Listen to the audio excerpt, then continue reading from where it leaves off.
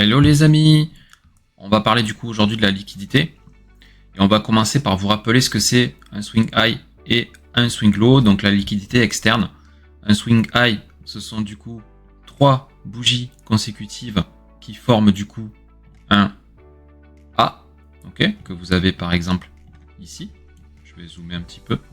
Voilà, là vous avez du coup un swing high et un swing low, ce sont 3 bougies consécutives qui vont former cette fois-ci un V. Ok, ça correspond au sommet et au creux, mais bien évidemment, ce sont les swings qui nous intéressent pour tracer les zones de liquidité. Et donc, sur ces swings, ici vous avez du coup le swing high et ici le swing low, on sait que le marché va être attiré sur ces zones-ci. Par exemple, ce swing high à ce niveau-là, il est récupéré à ce niveau-là par cette bougie quand le marché repart à la hausse. Okay, donc ça c'est ce qu'on appelle un break of structure, donc une continuation de marché. On clôture au-dessus du coup du swing high avec le corps, signe de continuation. Okay. Vous avez du coup deux réactions possibles lorsque l'on vient prendre un swing high ou un swing low, peu importe. Une réaction de continuation avec un break of structure, okay, le marché veut continuer sa hausse, ou une réaction de retournement quand la prise de swing, hop, comme ici, au lieu de faire une continuation baissière avec les bougies qui clôtureraient avec le corps, font ce qu'on appelle une prise de liquidité. Elles viennent du coup re-rentrer dans le range, clôturer à l'intérieur du range et repartir avec un fort mouvement haussier qui crée du displacement. Et donc ça, c'est ce qu'on appelle en bas, ici, une prise de liquidité.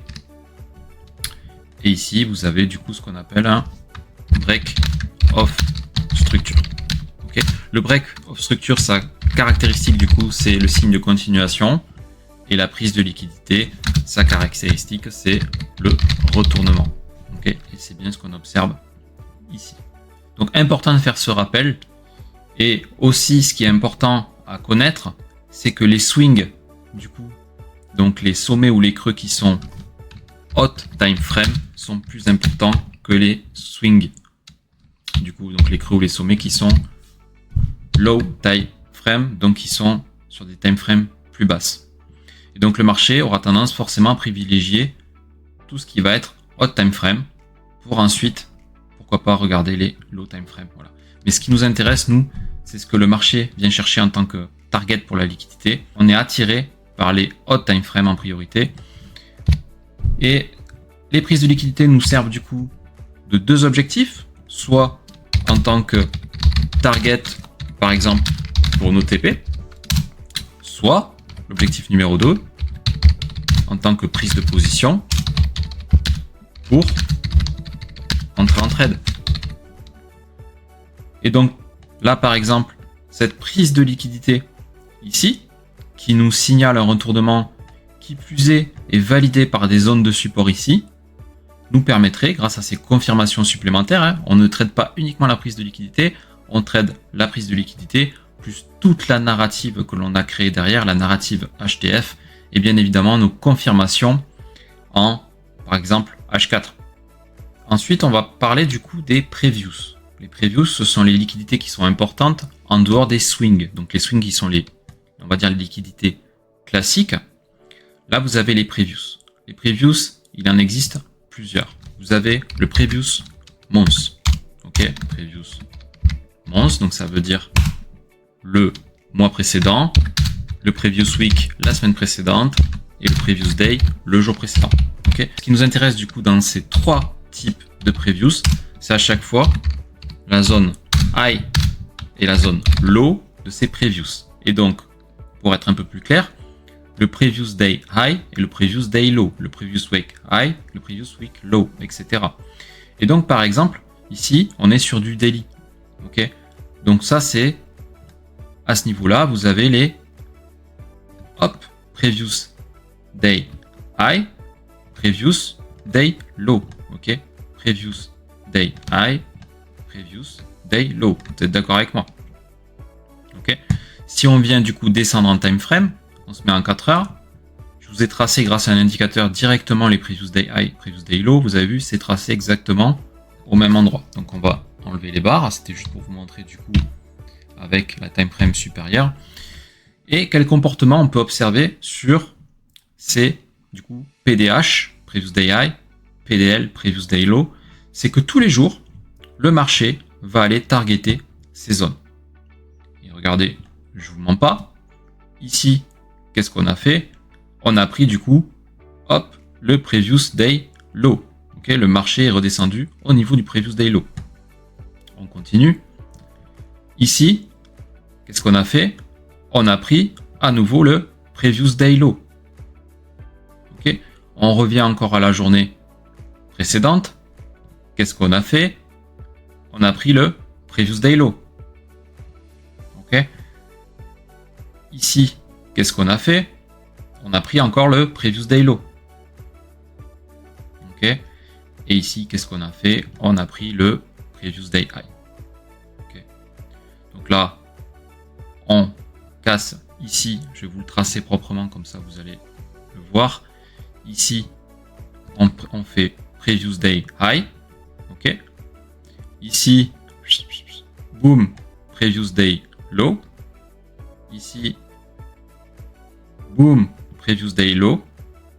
Ici, boom, previous day low. Et etc., etc. Et donc tous les jours, ça veut dire qu'on va aller targeter le previous day high ou le previous day low, ou parfois, un peu plus de manière exceptionnelle, on va dire, les deux, c'est-à-dire qu'on va aller targeter le day high et le day low sur la même journée. Et donc vu que le marché il est fractal, c'est un système que vous pouvez retrouver du coup à la fois sur le previous day, à la fois sur le previous week et à la fois sur le previous month. Et donc chaque jour on va prendre le haut ou le bas ou les deux du jour précédent. Chaque semaine on va prendre le haut ou le bas ou les deux de la semaine précédente. Et chaque mois, vous avez compris, on va prendre le haut ou le bas ou les deux du mois précédent. Et ça, c'est super important parce que du coup, ce sont nos targets à aller cibler pour nos zones de profit. Et également, si vous faites de l'intraday, vous avez du coup la session Asia. Bon, il y a également les autres sessions comme London ou New York sur lesquelles on peut aller chercher facilement du coup le haut ou bas de session. Ce sont des targets pour le marché, mais la plus importante, c'est bien l'Asia qui va nous intéresser car elle est vraiment très flagrante en termes de prise de liquidité sur le haut et le bas. Et donc là, par exemple, ici, la session Asia, hop, la session Asia est prise par le haut. Très bien. La session Asia est prise par le bas. À ce niveau-là, la session Asia est prise par le haut, puis ici par le bas. La session Asia est prise ici par le bas, etc. Vous l'avez compris, ici par le haut, et etc. Ici par le haut également. Et on peut continuer de cette façon. Et donc tous les jours, le marché, à la fois donc il cible les PDH, PDL, mais il va cibler aussi le haut ou le bas ou le haut et bas du coup de la session Asia. Voilà, donc les sessions sont hyper importantes également pour aller targeter vos profits. Dernier point sur le sujet de la liquidité, ce sont les equal high et les equal low. Ça veut dire donc du coup les sommets qui sont au même niveau ou les creux qui sont au même niveau.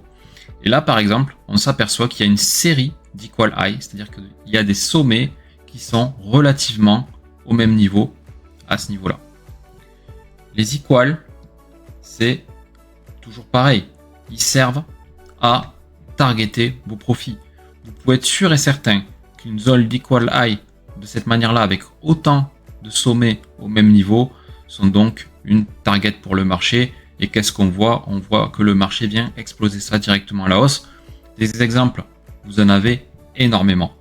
Donc je vous rappelle, la liquidité, on a donc vu les swing high et swing low. Donc ce sont les swings classiques qui sont target par la liquidité, avec une attirance plutôt pour tout ce qui va être hot time frame plutôt que low time frame.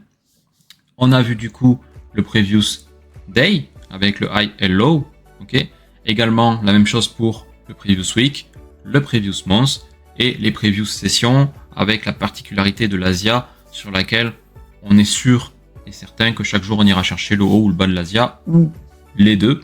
Et pour finir, du coup, on a vu les equal high et equal low qui sont à la fois des targets et des prises de position possibles, du coup, dans le sens d'un retournement.